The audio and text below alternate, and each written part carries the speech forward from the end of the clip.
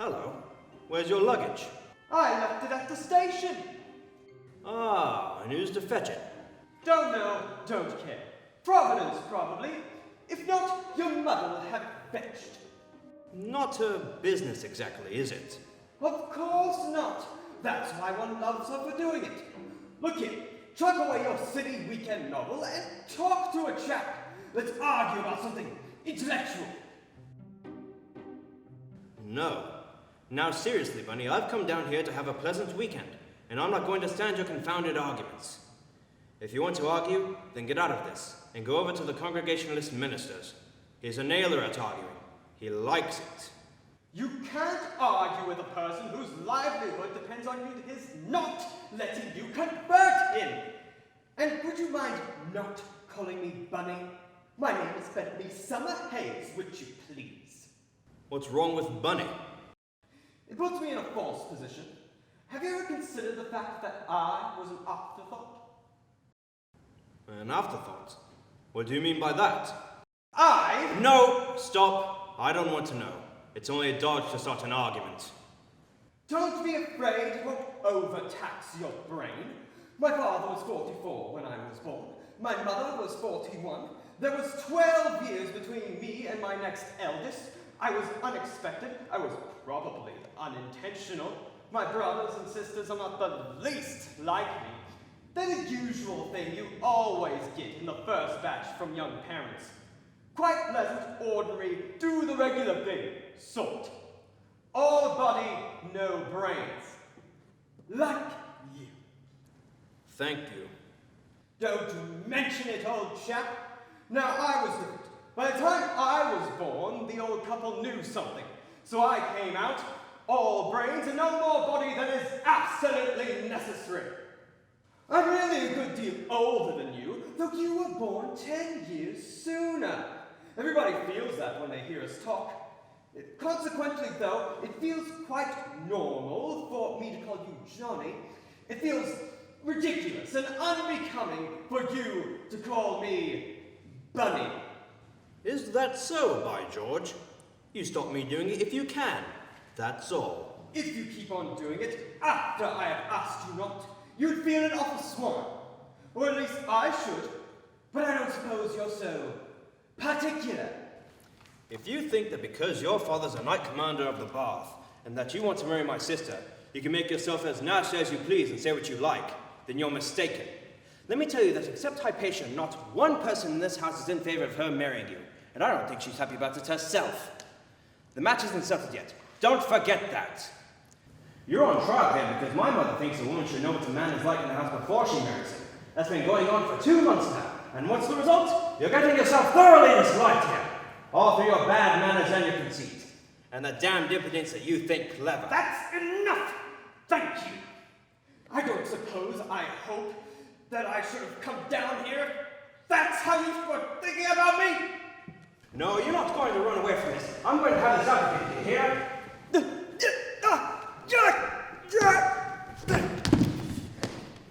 That's the advantage of having more body than brains, you see. It enables me to teach you manners. And I'm going to do it, too. You're a spoiled young pup, and you need a jolly good licking. I'll see to that next time you call me a swine. I didn't call you a swine, but you're a swine! You're a beast, you're a bully, you're a cad, you're a liar! I'd like to bring your damn neck for you!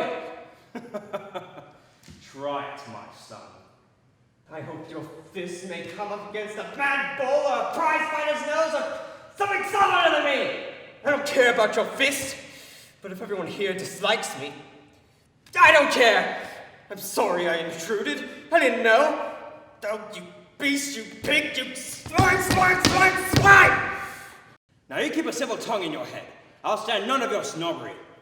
I'm just as proud of Tarleton's underwear as you are of your father's title, and all the rest of it. My father started a little hole of a shop in the Leeds, no bigger than a pantry down the passage there. Oh yes, I know. I've read it. The Romance of Business, or the story of Tarleton's underwear. Please take one. I took one the day after I met Hypatia.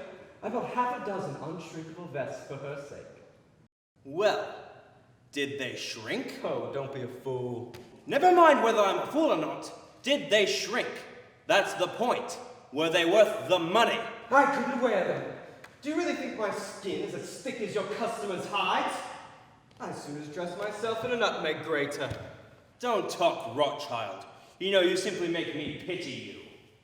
Romance of business indeed. The real romance of Tarleton's business is the story that you know anything about it. If you don't take that back and apologize for your bad manners, I'll give you as good a hiding as ever! No!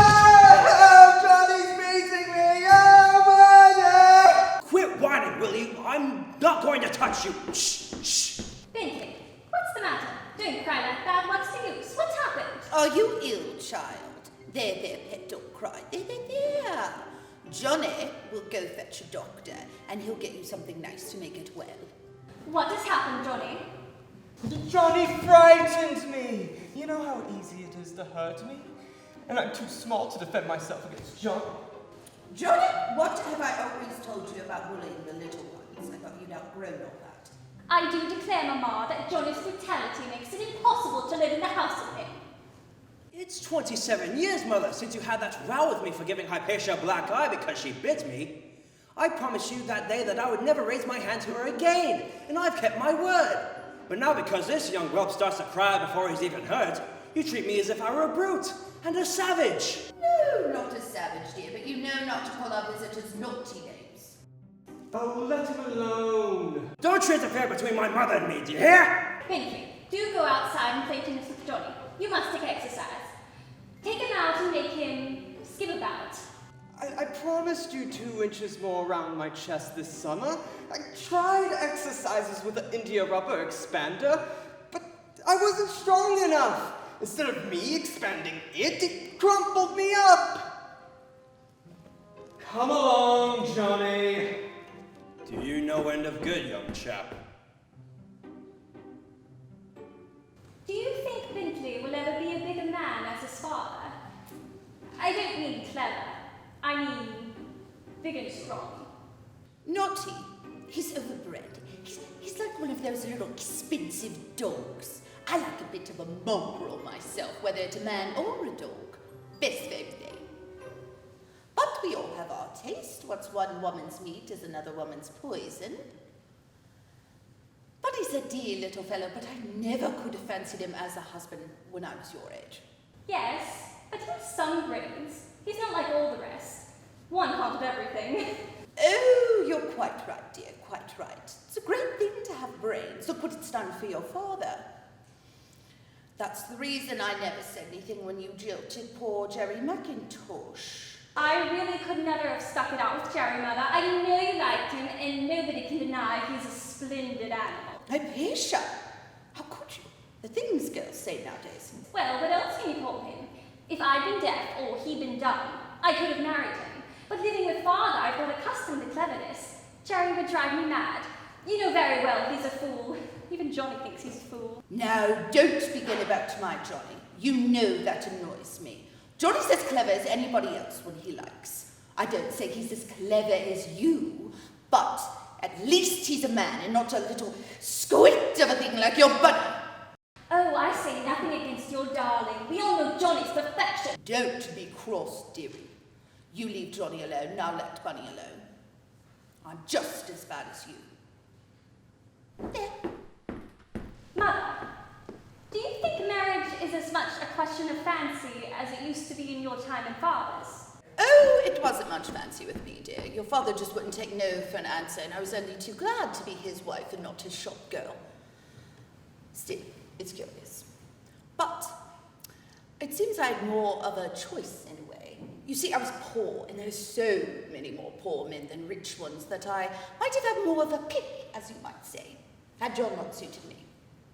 I can imagine all sorts of men I could fall in love with, but I never seem to meet them. The real ones are too small, like Bunny, or too silly, like Jerry. Of course, one could get into a state about any man, fall in love with him if you like to call it that. But who would risk marrying a man for love? I shouldn't. I remember 3 girls at school who agreed that the one man that you should never marry was the man you were in love with, because it would make a perfect slave of you. There's a sort of instinct against it, I think, that's just as strong as the other instinct. One of them, to my certain knowledge, refused the man she was in love with and married another who's in love with her. And it turned out very well. Does all that mean you're not in love with Bunny? Oh, how could anybody be in love with a bunny? I like him to kiss me just as I like a baby to kiss me. I'm fond of him, and he never bores me, and I see that he's very clever, but I'm not what you call gone about him, if that's what you mean. Why need you marry him then? Well, what better can I do? I must marry somebody, I suppose. I realized that since I was 23. I always used to take it as a matter of course that I should be married before I was 20. You must keep yourself fresh, to look at things with an open mind. Quite right, quite right. I always say so. There's your father. And Bunny with him. Johnny too. Keep young. Keep your eye on me. That's the tip for you. You think you're young, do you? You think I'm old. Of course you're old. What you call your youth is nothing but your levity. Oh, why do we get on so well together? Because I'm a young cub and you're an old josser. Old? That's all you know about it, my lad. How do, Patsy? How is my chickabiddy? Look at me. This mask that you call old age. What is it, my boy? I ask you, what is it? Jolly nice and venerable, old man. Don't be discouraged. Nice? Not a bit. Venerable? Venerable be blowed. Read your Darwin, my boy. Read your Weissman. For shame, John. Tell him to read his Bible. What's the use in telling children to read the Bible when you know they won't? I was kept away from the Bible for 40 years by being told to read it, and then I picked it up in a hotel in Sunderland one evening after I had left all my papers in the train, and I found it wasn't half bad. Better than most half-penny papers, anyhow, if only you could get people to believe it. But if you want to understand old age scientifically, read Darwin and Weissman. Of course, if you want to understand it romantically, read about Solomon. Have you had tea, John? Yes, don't interrupt me when I'm improving the boy's mind. Where was I? This repulsive mask! Yes! What is death? John! The repulsive mask! That, my boy, is another invention of natural selection to repel young women with me and to give the lads a turn. John, that's a forbidden subject. They talk of the wickedness and vanity of women painting their faces and wearing auburn wigs at 50, but why shouldn't they? Why should a woman allow nature to put a false mask of age on her when she knows she's as young as ever? Why should she look in the glass and see a wrinkled lie when she knows a touch of fine art will show her a glorious truth? The wrinkles are a dodge to repel young men with her. What if she doesn't want to repel young men? Perhaps she likes them. Bunny! Take Irish out into the grounds for a walk. That's a good boy. John is having one of his naughty fits this evening. Oh, never mind me. I'm used to him. I'm not. I've never heard such conversation. I can't believe my ears. And mind you, this is the man who objected to my marrying his daughter on the ground that a marriage between someone of the great and good middle class with someone of the vicious and corrupt aristocracy would be a misalliance. A misalliance, if you please. This is the man I've adopted as a father. What's that? Adopted me as a father, have you? Yes, that's an idea of mine. That's a most interesting idea, a most important idea. You always were one for ideas, John. Yes, Chickabiddy. What do I always tell Johnny when he brags about Tarleton's underwear? It's not the underwear be hanged! Anybody can make underwear, anybody can sell underwear. Tarleton's ideas, that's what's done it. I've often thought of putting that up over the shop. Take me into partnership when you do, old man. I'm wasted on the underwear, but I shall come in strong on the ideas. There's money in underwear. There's none in wildcat ideas. There's money in me, madam, no matter what I go into. John, don't boast, don't tempt Providence. Rats, you don't understand Providence. Providence likes to be tempted. That's the secret of the successful man. Read Browning, Natural Theology on an Island, eh? Caliban was afraid to tempt Providence. That's why he was never able to get even with Prospero. What did Prospero do? Prospero didn't even tempt Providence. Prospero was Providence. That's a Tarleton idea, and don't you forget it. You're full of beef today, old man. Beef be blowed, joy of life. Read Ibsen. Findlay, couldn't you invite your friend Mr. Percival down here? Not if I know it. You would throw me over the moment you set eyes on him. Bunny. For shame. Well, who'd marry me, you suppose? If they could get my brains in a full-size body? No, thank you. I shall take jolly good care to keep Joey out of this until Hypatia is past praying for. Let's have some more improving conversation. Wouldn't you rather, Johnny? If you ask me, no. Johnny, you don't cultivate your mind. You don't read. Yes, I do. I bet you what you like that page for page. I read more than you, though I don't talk about it so much. I like a book with a plot in it. You like a book with an idea that the chap that keeps writing it keeps worrying, like a cat chasing its own tail.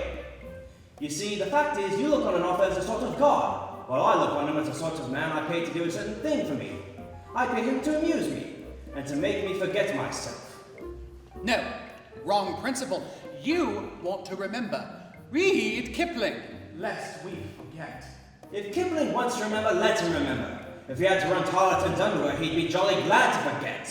If I go to the theatre or buy a book, I want to forget myself from the moment I go in to the moment I come out. You see, John, what have I always told you? Johnny has as much to say for himself whenever he likes. I'm no fool, Mother. I may not have set up to have as many ideas as the governor, but what ideas I have are consecutive, at all events. I can think as well as talk. He's got you there, old man, hadn't he?